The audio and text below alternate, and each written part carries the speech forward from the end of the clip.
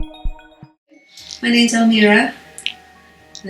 Alicia has kindly invited me to do a little videoing today.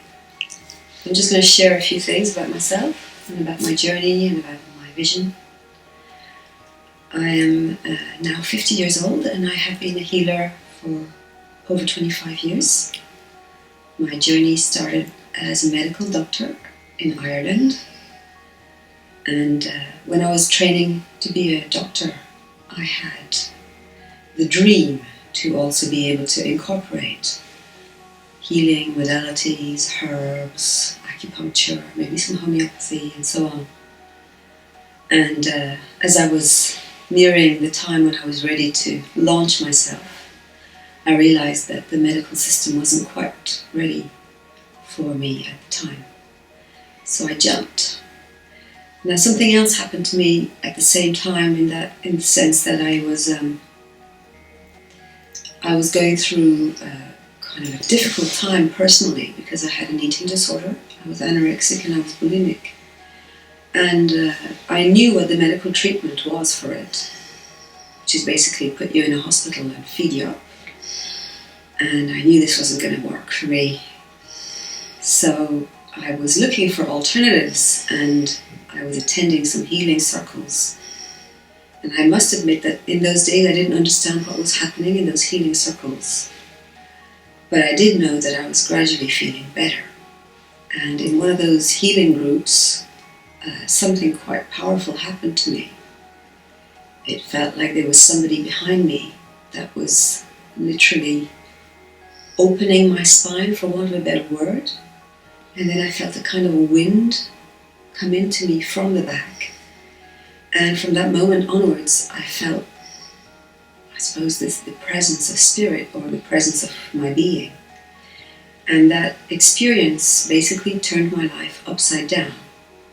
Because prior to that, I was basically living my life from my head. So I was making my decisions on what seemed like a good idea or what seemed like the best possible option. But this connection, this new opening to what I now call my higher self, changed all of that. And I, from that moment onwards, I felt guided by this presence, by this energy. And very strangely or paradoxically, the guidance was, leave the medical world. So it took me about a month to extricate myself from the system, much to the horror of my peers, my family, most of the people around me. After this change, I stopped working for a few months. I was very tired actually, because medicine is very tiring. And I was one day in a coffee shop, drinking a cup of coffee, as you do, and this guidance came to me that I was supposed to work as a healer, which was very surprising to me because I didn't know anything about healing, or so I thought. So I decided to do some trainings, different types of trainings. I went to an intuitive development circle, and I discovered that I was intuitive, which was a new discovery for me actually, because basically what I discovered was that I'd always been intuitive, but nobody had ever explained it to me. So, and because it was never talked about, as far as I was concerned, it didn't exist. And I actually believe that everybody's intuitive. It's just because we don't talk about it and it's not part of our normal day-to-day, people learn to shut down their intuition. But I'll get back to that later on. And I also developed healing skills, but it was the same as with the intuition. I actually realized that I was a healer, even though I didn't know I was a healer. And people started getting better with the sessions. For example, some guy came to me and came back a week later and said, "Oh, I stopped smoking." I said, "Oh, that's amazing. Do you know how difficult that can be for people to stop smoking?" And another woman who had very serious endometriosis, and the surgeons wanted to remove her ovaries and uterus. And they don't do that unless it's really, really bad. She was very young, she was only 23. Her gynecologist said to her, "Whatever you're doing, keep doing it because it's working. And she didn't have to have the operation. She healed completely. And basically, she had some serious abuse, and once the abuse was cleared, she healed completely physically. So this is how my career as a healer started. I didn't trust myself. I basically learned to trust myself with the feedback that I got from my students, from my clients. As a healer, I realized that whilst it was a great service, what it is a great service to be able to help people on their healing journey, what I really wanted to be able to do was to empower people to heal themselves. And eventually that prayer got answered through me and two other friends of mine, and we brought through a system of healing which was very easy to use, easy to learn, and effective at the same time. So I've been focusing in the last few years on really developing that system and teaching it to as many people as possible so that it spreads. Because one healer on her own can probably give about 10 sessions a week, at most. But if I teach 60 people a year, that's a lot more healing that gets out there. So that's been my focus in the last few years.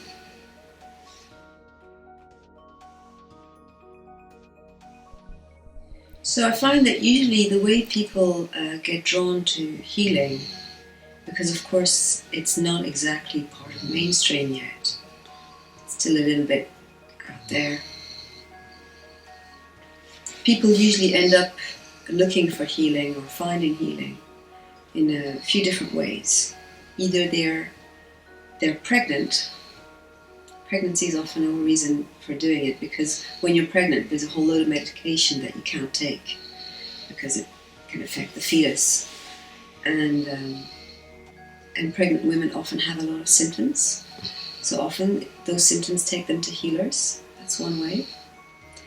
Also, I find that people who have chronic illnesses that medicine can't do very much for, such as things like chronic pain, or maybe depression and anxiety, things like that, eventually people will try looking for an alternative. And I find, especially in the UK, I don't know if this is worldwide, but in the UK, people are pretty pragmatic. They don't care so much how it works, so long as it works. So, if you've got good credentials and people say, oh yes, I had some good results with this person, they'll come to you on that recommendation alone. They don't care so much what you did, what you do, what your philosophy is, so long as there's a positive result. Usually I work a lot with people who are going through crises as well, especially through turning points.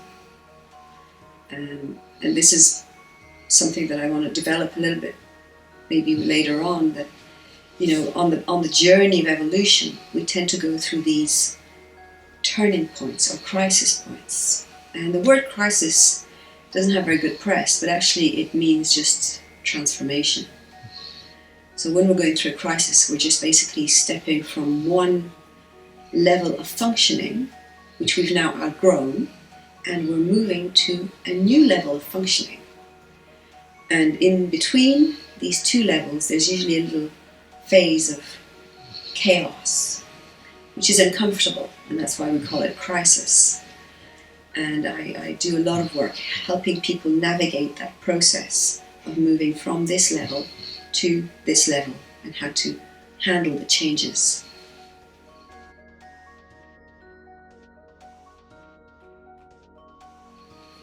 And then this takes me to this whole expanded view of the world of healing, because healing has got to do with our consciousness and our choices, and we have so many choices in front of us on a daily basis, but we haven't been educated most of the time with regards to these choices. So for example, if if you've been taught that you can drink tap water, mommy and daddy drank tap water, then you'll happily drink it. But actually tap water is not very healthy, and there's been lots of research that shows that it's not healthy. If you look on the internet, search Dr. Emoto, for example, from Japan, he's proven in different ways that tap water is very unhealthy. And there are many different things that you can do to drink healthy water. So I'm not going to give a talk on water because it's already been done, but it's just an example of one of these choices that we can make in our lives that can make a massive difference to our health and also to our consciousness. And it's very simple. Our body is about 70% water, so if you drink good water, immediately there's a big shift that can happen in both health but also awareness and consciousness. There's a lot more consciousness obviously nowadays about eating organic and eating fresh and eating with the seasons. But basically a couple of generations post-war have been more or less brainwashed and conditioned into eating food that's not very good for us. And still in the supermarkets nowadays, most of the food in there is not healthy food, unfortunately. But we do have a choice what we eat, what we take into our bodies, and it will make a huge difference, not just from a perspective of easy digestion and energy and good sleep and so on, but also your mind. It's much clearer when you eat healthy, and you have more energy and you feel more focused, and your confidence also can be stronger. So there's lots of different ways that food affects our consciousness.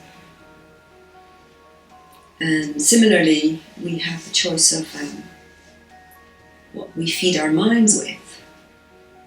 So if we watch a movie, that's something that goes into us. If we watch the ads on TV, that's also something that goes into us. And we have the choice of what we ingest at that level in terms of information. So of course there we have to use our discernment with what makes us feel good and what doesn't make us feel good. So for example, for me, I can't watch the news. It's not that I don't want to be informed. I love being informed about what's going on. But the way the news are programmed on the television, it's all about creating a kind of anxiety and fear. And if I watch the news, that's exactly how I feel afterwards. I feel stressed here in my belly, and I feel all nervous and scared. So I know that that's not good for me. So it's a simple thing, and we can all do that. The other thing, of course, with regards to healthy choices is to be able to listen to our bodies. And most of us have learned not to listen to our body and to live in our head.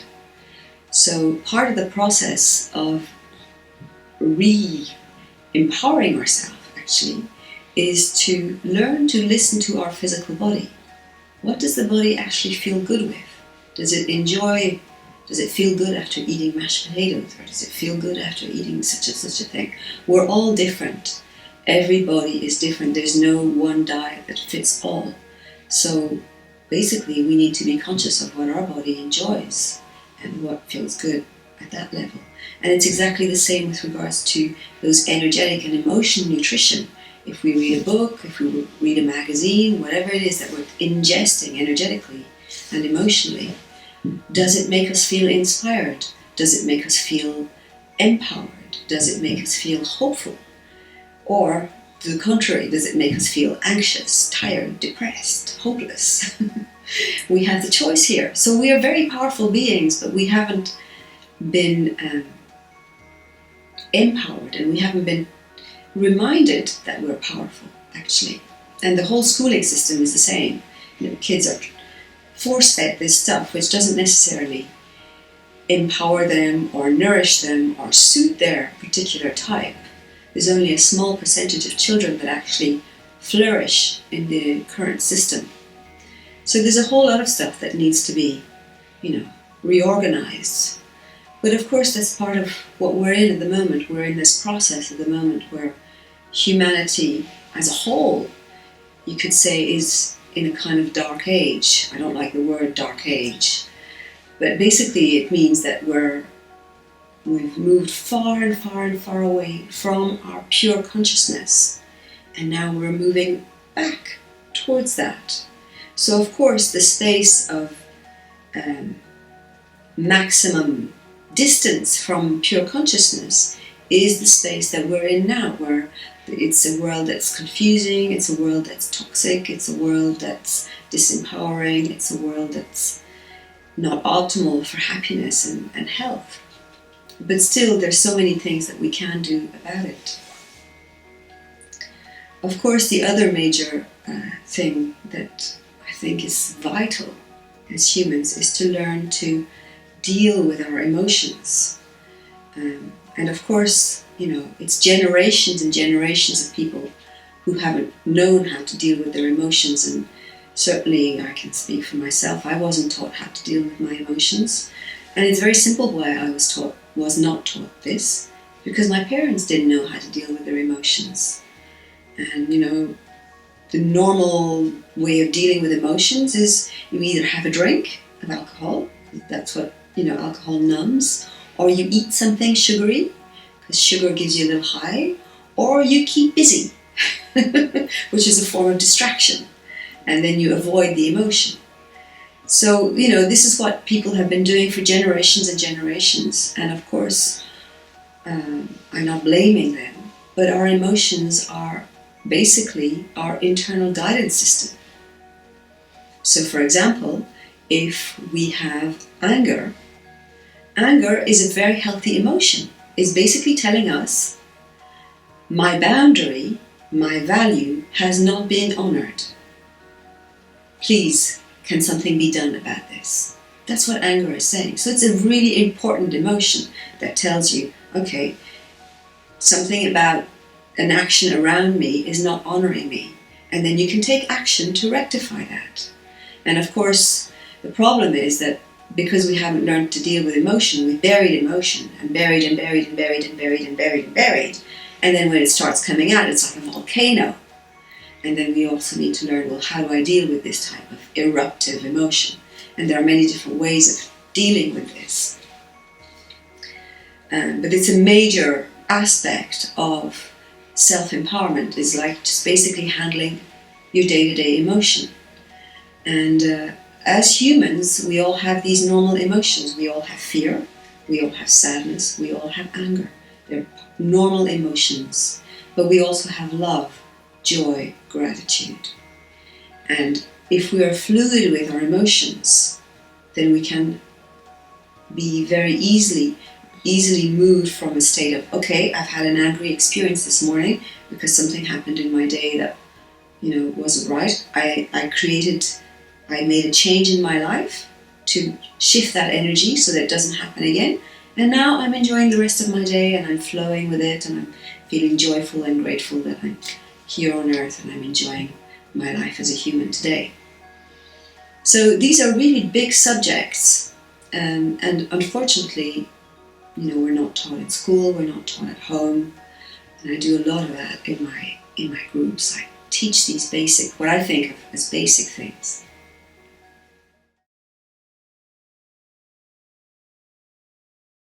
Okay, so I like to use simple diagrams to explain concepts, and I particularly like this one.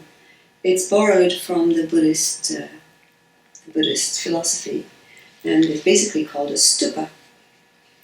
So this spiral here, you can see is gradually getting narrower and narrower and narrower as it goes up, is representing the journey of evolution. And somebody recently asked me, well, can you draw the bit from childhood? So I said, okay, I'll add the bit from childhood.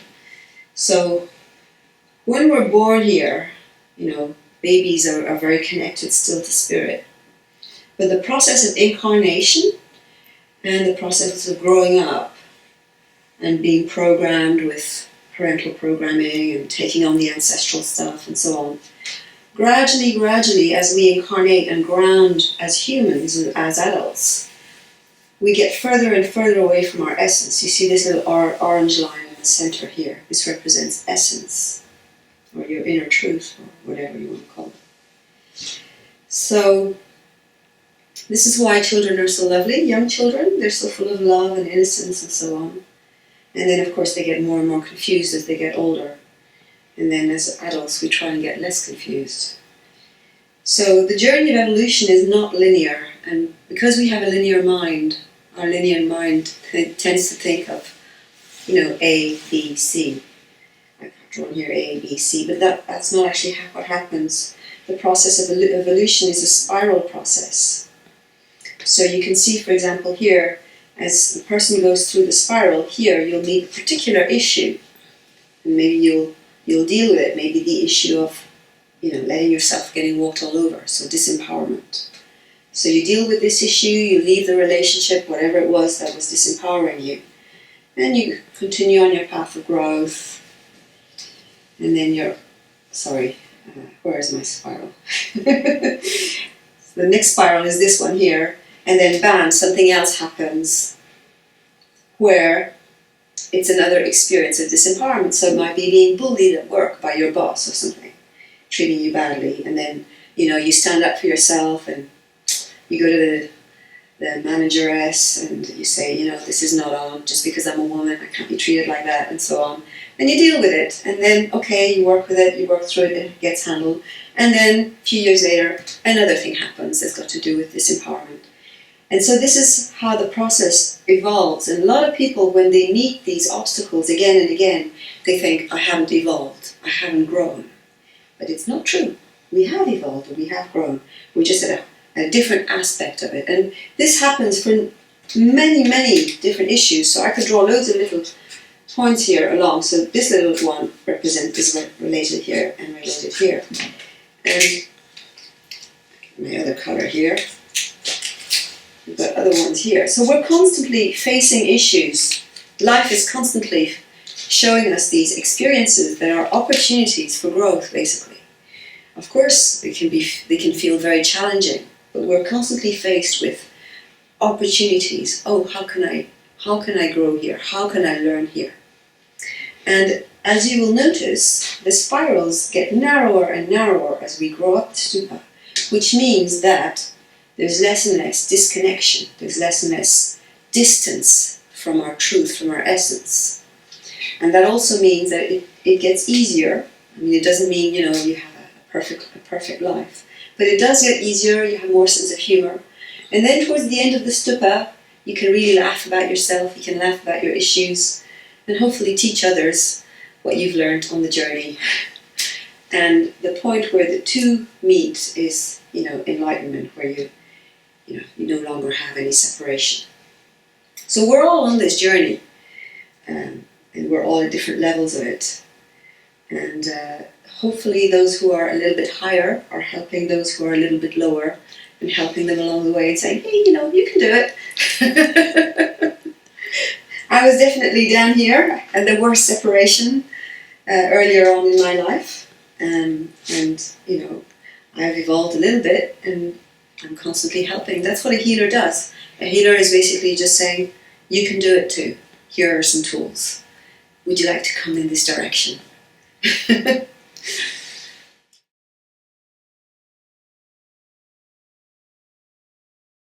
This is another diagram that I like to use because there's a lot of talk, of course, about ascension, what's going on the planet, and so on and so forth. I don't purport to be the ultimate truth, the oracle, and this is just a model, and like all models, it has its limitations. So basically this diagram just shows the dimensions, and the problem with spiritual knowledge is that nobody agrees, actually. You read different books, and one book says there's 50 dimensions, and another one says there's 21. I use a system that's got 12. Anyway, the point is that in the highest dimension is Source, which is the most high frequency energy, or high energy, we'll say. And all the other dimensions are basically emanations of the divine, which are it's all creation. And in the third dimension is where we have the world of the physical. So this is where we're hanging out, all of humanity, in the third dimension. So I've drawn a little human being here. I'm not an amazing artist. So the physical body hangs out in the third dimension, And of course, we're much more than physical. We've also got energy bodies, and they are fourth dimensional, which is why I've drawn this little orange loop here. And we could say that all of the creation is an outbreath of the divine.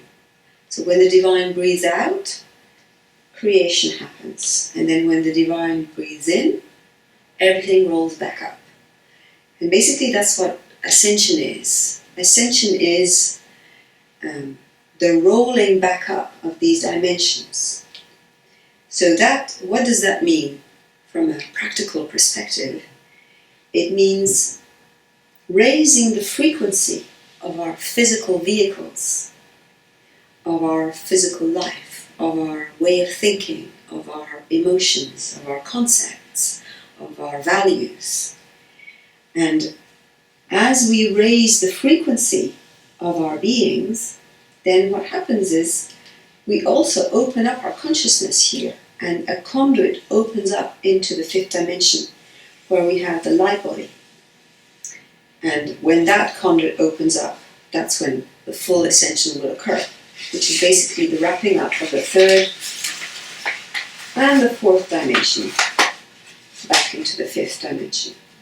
But this is all theory, obviously, at this point, because the practical side of it is all the bits that I was talking about, eating healthily, drinking healthily, dealing with your emotions healthily, feeding yourself with healthy things at a mental and emotional and spiritual level. And then, of course, the big subject of meditation. What's the space? What does it have? Why do we talk about meditation? Why is it even necessary? What is it, actually? Good question.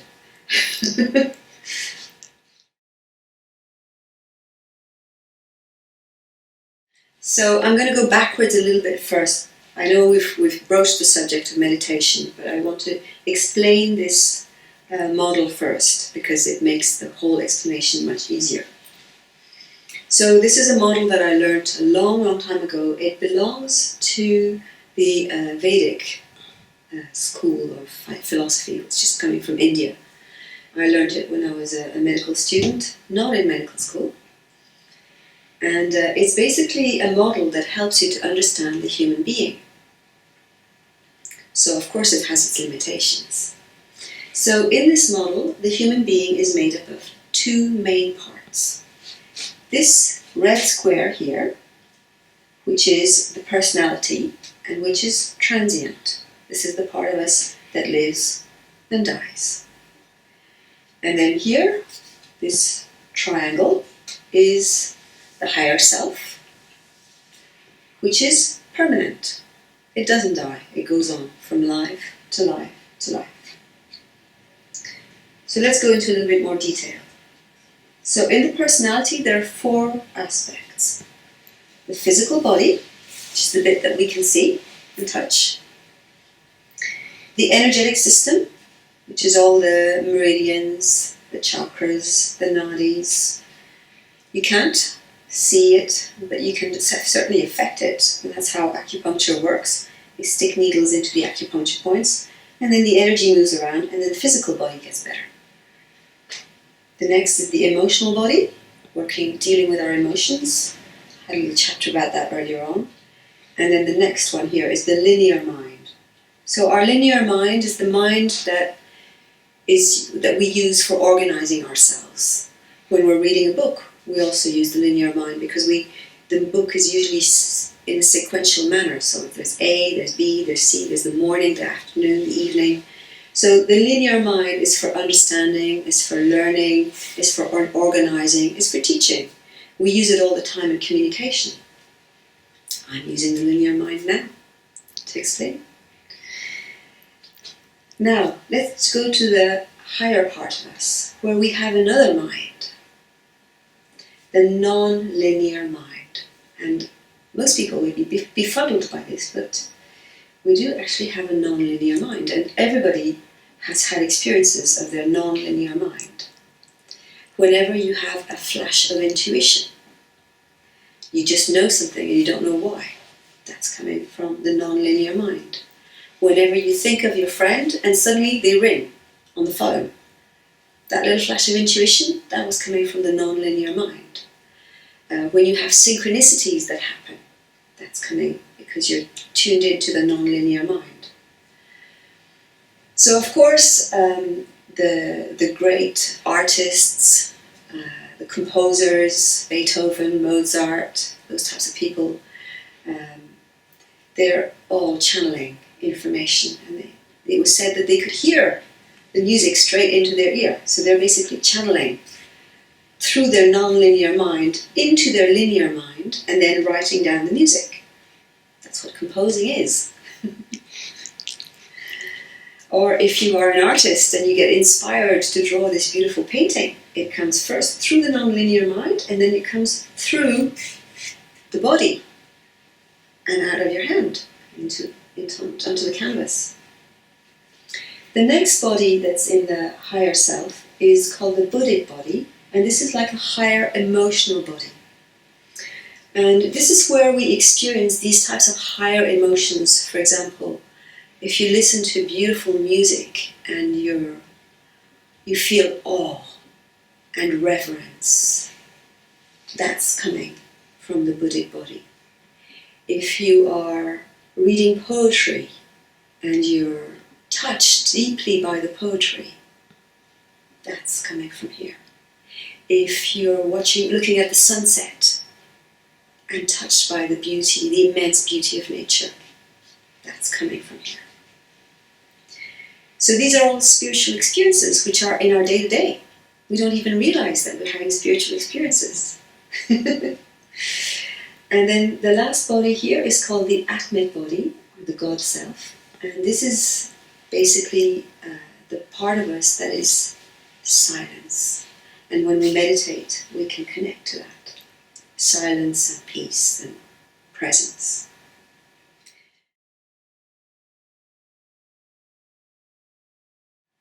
Now I want to talk about meditation. What is meditation? Meditation is basically opening up the channel between the personality and the higher self. We've all got a little connection, because otherwise we wouldn't be alive, physically alive. But whatever opens up that connection, so initially it's just a little thread, this connection, and then it can get wider and wider and wider as you do your practice. Whatever opens up that connection, that's meditation. And different things work for different people. It can be sitting in the lotus position and chanting Om. That can be meditation. For another person, that doesn't connect them at all. For another person, walking their dog in nature. That's when they feel they're in a meditative space. For another person, it'll be tilling the garden and growing their vegetables. That's when they feel at peace and at one with everything. So there's many, many, millions of ways of meditating, and I think that one of the things that we need to learn as humans and that we owe ourselves is figuring out what works for me. What meditation tool works for me? Because that connection to our higher self is probably our strongest trump card in life.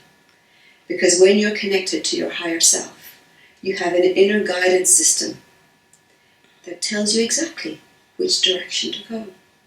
Don't go there. Do this now. Do this now. And if you keep following your inner guidance system, your life flows beautifully, gracefully, effortlessly. Everything falls into place. It's bliss. It's heaven. And that's what we all aspire to. And we can all have that because we've all got this connection. And it's just about opening that. And that's also part of what's missing in our educational system. Kids are not taught to meditate. Nobody ever tells you, oh, do you feel connected to the animals? Go for it. Play with the animals. Is that where you feel your bliss? That's where you feel your meditation. Whatever it is that gives you that bliss, that's where you meditate. And I'll say one final word about meditation, because I meet a lot of women who believe that they cannot meditate because they have this belief that meditation is sitting still and quieting the mind. And this style of meditation was developed by men for men, and it doesn't work for women. In general, women need to do moving meditations, chanting meditations, or heart-centered meditations, because women are naturally centered around the heart.